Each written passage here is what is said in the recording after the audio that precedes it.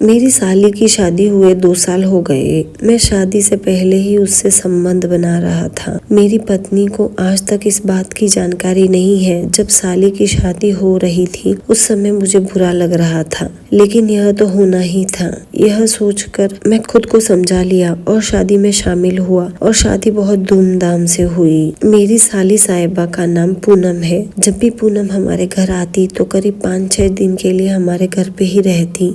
इस बीच आधी रात को मैं पूनम के कमरे में उसके साथ संबंध बना रहा होता और मेरी पत्नी बिस्तर पर जाते ही थकी हुई सो जाती। वह ना अपना ध्यान रखती और ना ही मेरा। उसे घर और काम यही पसंद है और वह कभी सजती संवरती भी नहीं। इसका उल्टा उसकी बहन खुद को सजने संवरने में बहुत ध्यान देती, तो वह मुझे बहुत पसंद आ गई और मैं उसके साथ शारीरिक संबंध बनाने लगा। मैंने अपनी पत्नी को बहुत बार समझाने की कोशिश की, पुष्पा खुद को सजाओ संवारो, मुझे अच्छा लगता है तुम्हें देखना सजे संवरते हुए। ऐसे में मुझे उसके साथ संबंध बनाने में मजा नहीं आता और मुझे तो अच्छा भी नहीं लगता, मेरा मन भी नहीं करता, लेकिन ना चाहते हुए भी मुझे अपने जोश को ठंडा करना पड़ता था और मुझे उसके साथ सोना पड़ता था। मेरी साली साहिबा पूनम, हमारी शादी के समय वह शादी में शामिल नहीं हो पाई थी क्योंकि उस समय उसके एग्जाम्स चल रहे थे। वह बाहर शहर में हॉस्टल में रहती थी, अपनी पढ़ाई कर रही थी और मैंने अभी तक ना तो मैंने अपनी साली साहिबा को देखा था और ना ही मैं मिला था। हम सब परिवार लखनऊ में रहते हैं। पूनम हमारी शादी के बाद करीब 3 महीने के बाद ही अपनी दीदी से मिलने ससुराल आई। उस समय मैं ऑफिस से काम करके घर आया और मैं अपने कमरे में कपड़े उतारने लगा। मेरी पत्नी पुष्पा ने कहा, सुनिए मेरी बहन आई हुई है, आप मेरी बहन पूनम से मिलेंगे नहीं? मैंने कहा हाँ हाँ जरूर मिलूंगा। जैसे ही मैं पुष्पा से बात ही कर रहा था कि पूनम हॉल से निकलकर मेरे कमरे में आ गई और उसने कहा, नमस्ते जीजू। जैसे ही मैंने नजर उठाकर पूनम को देखा, मेरी आंखें खुली की खुली ही रह गई। मुझे यकीन नहीं हुआ कि यह मेरी पत्नी की बहन पूनम है, सगी बहन है, क्योंकि वह किसी प्रोफेशनल एक्ट्रेस से कम नहीं लग रही थी। बिल्कुल गोरी गोरी, उसके बाल लंबे, उसने जीन्स टॉप पहना हुआ था और उसकी सुंदरता उसके पूरी शरीर से टपक रही थी। उसका हुस्न ऐसा कि कोई भी एक बार देख ले तो उसका दीवाना बन जाए। मैंने उसे नमस्ते किया और थोड़ी नाराजगी दिखाते हुए कहा, साली साहिबा आप हमारी शादी में शामिल क्यों नहीं हुई? आपके पास तो समय ही नहीं है हमारे लिए। उसने बहुत प्यार से माफी मांगी और कहा, जीजाजी मेरे एग्जाम्स नहीं चल रहे होते तो मैं जरूर आती। मुझे भी उस समय बहुत बुरा लग रहा था, लेकिन मैं कर भी कह सकती हूँ। उसके बाद मैंने कहा, चलो बैठ जाओ, मैं भी फ्रेश होकर आता हूँ। मैं फ्रेश होकर आया और साथ में चाय नाश्ता करने लगे। मेरा दिमाग में बस एक ही बात चल रही थी कि ये इतनी खूबसूरत कैसी है। मेरे मम्मी पापा गाँव गए हुए थे। अब वह कुछ दिन के लिए यही रुकने का प्रोग्राम है, यह मुझे पुष्पा ने बताया।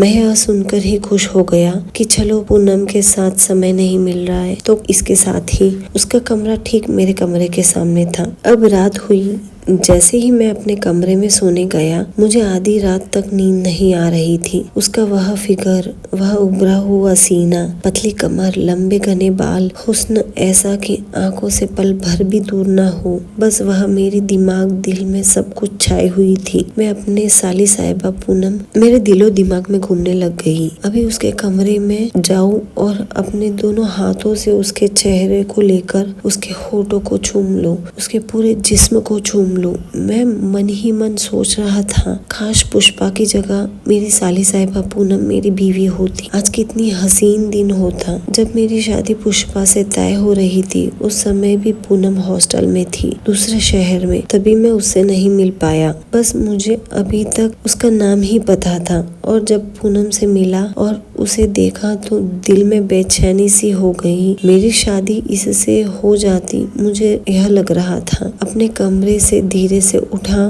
पुष्पा गहरी नींद में थी। मैं कमरे से बाहर आया और पूनम के कमरे की ओर जाने लगा तो देखा कि पूनम निक्कर पहन के सो रही है। कमरे का दरवाजा हल्का सा खुला हुआ है और मैं उसके हुस्न को देखता रह गया। दरवाजे को धीरे से खोला और कमरे के अंदर गया। पूनम को मैं ऊपर से नीचे निहार रहा था। उसके बगल में बैठकर धीरे से उसके चेहरे को हाथ लगाया। वह नींद में हिली तो मैं डर गया। उसके होठों को धीरे से चूम लिया। वह अभी भी नींद में थी। उसने मुस्कुराते हुए मेरा हाथ पकड़ा और अपने सीने पे रख दिया। पता नहीं वह नींद में क्या सोच रही थी।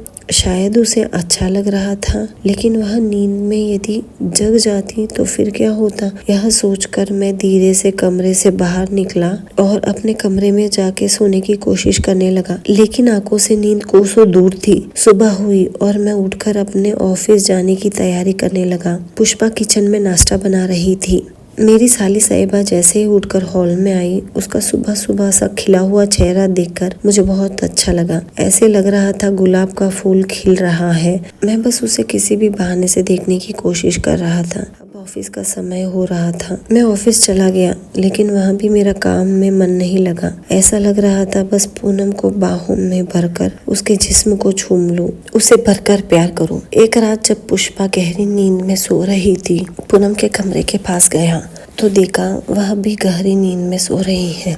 पूनम के कमरे के पास गया। मैंने दरवाजा टक टक किया। वह दरवाजा खोलने आई और देखा कि मैं हूँ तो उसने कहा, जीजू आप इस वक्त अभी तक आप सोए नहीं? मैंने कहा, आप भी तो नहीं सोई साली साहिबा, क्यों आपको नींद नहीं आ रही? उसने कहा, नहीं नींद तो आ रही है लेकिन अभी नहीं आ रही। उसने कहा, जीजू आप अंदर आ जाओ। उसके बाद मैं उसके कमरे में अंदर चला गया। उसने अपनी ब्रा खोल रखी थी। वह बिस्तर पर पड़ी थी। जैसे ही मेरी नजर बिस्तर पर पड़ी, उसने उसके हाथों से उसको हटा दिया और वह कहने लगी, जब भी मैं रात को सोती हूँ मैं तो अपनी अंदर की चीजें उतार कर सोती हूँ, नहीं तो मुझे नींद ही नहीं आती। तो मैंने कहा, यह तो अच्छी आदत है। फिर मैं मुस्कुरा दिया तो वह भी मुस्कुराई। मैंने कहा, पूनम तुम तो बहुत खूबसूरत हो। यदि मैं तुम्हें पहले देखता तो मैं तुमसे ही शादी करता। हम दोनों बिस्तर पर आमने सामने बैठे थे। उसने निक्कर पहना था और ऊपर टी शर्ट, अंदर ब्रा नहीं थी। उसके कारण सब कुछ पता चल रहा था, जिससे मैं अपने आप को बहुत मुश्किल से रोक पाया। उसने कहा, जीजू स्मार्ट तो आप भी हो। यह सुनकर मैं अंदर ही अंदर खुश हो गया। पूनम ने बताया, जीजू अब तो मेरे माता पिता मेरे लिए लड़का ढूंढ रहे हैं। यदि आपकी नजर में कोई हो आप बता दें। और वह बोलकर मुस्कुराने लगी।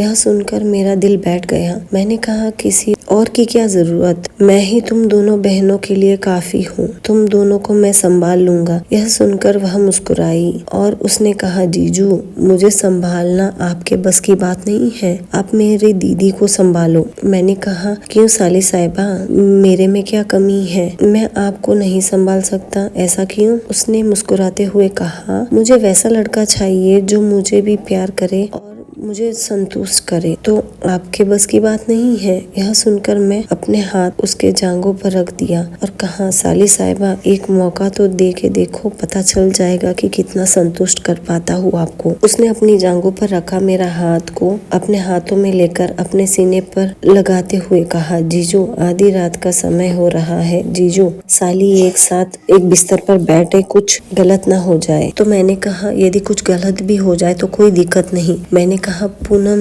सच बताओ, तुम्हारी दीदी को इन सब चीजों से कोई मतलब नहीं है? वह बस बच्चों में, घर में, कामों में उलझी हुई रहती है। तुम्हारी दीदी को कितनी बार समझाया, खुद पर ध्यान दो, काम तो होता रहता है और भी लड़कियां करती है, लेकिन वह खुद पर भी ध्यान देती है। लेकिन तुम्हारी दीदी तो खुद को दिलचस्पी नहीं दिखाती। उसको समझा समझा के मैं थक चुका हूँ। पूनम ने कहा, जीजू मैं दीदी को समझाऊंगी। तो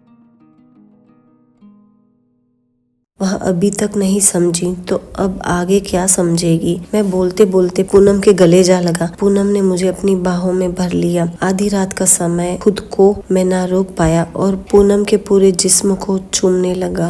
पूनम के निक्कर के अंदर से सब कुछ दिख रहा था जो मेरे अंदर के बेचैनी को बढ़ा रहा था। कसकर छूने लग गया और उस रात वह सब कुछ किया जो मैं चाहता था। इसके बाद पूनम जितने दिन रुकी, आधी रात को मैं उसके कमरे में जाता और मैं उसको पूरा सुकून देता और मुझे भी मजा आता। पूनम अपनी दीदी पुष्पा से सिर्फ 3 साल छोटी थी। उसकी भी शादी की उम्र हो चुकी थी, पूरे जवान हो चुकी थी वो। उसका भरा हुआ वह शरीर, मन तो उसका भी करता होगा, शायद इसीलिए वह मुझे यह सब करने दे रही थी। कभी रोका नहीं उसने भी। और मेरी पहली चुवन उसे उसे नशे में भर दिया। उसके बाद पूनम का आना जाना लगा रहता और हमारे बीच ऐसे संबंध बनते जा रहे थे।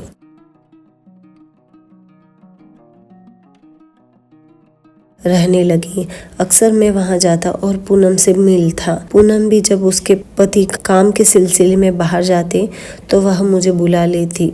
मैं उसकी शादी को 3 महीने हो चुके हैं। 3 महीने में करीब मैंने उससे 10-15 बार मिला हूँ। जब भी मैं पूनम से मिलने जाता तो मैं पुष्पा को बोल के जाता कि मैं बाहर काम से जा रहा हूँ। जितने दिन पूनम के पति बाहर रहते उतने दिन मैं उसके साथ रहता, उसके साथ रातें गुजारता और उसे भी वह भरकर संतुष्ट करता, बाहों में लेकर प्यार करता, उसके पूरे जिस्म को चूमता।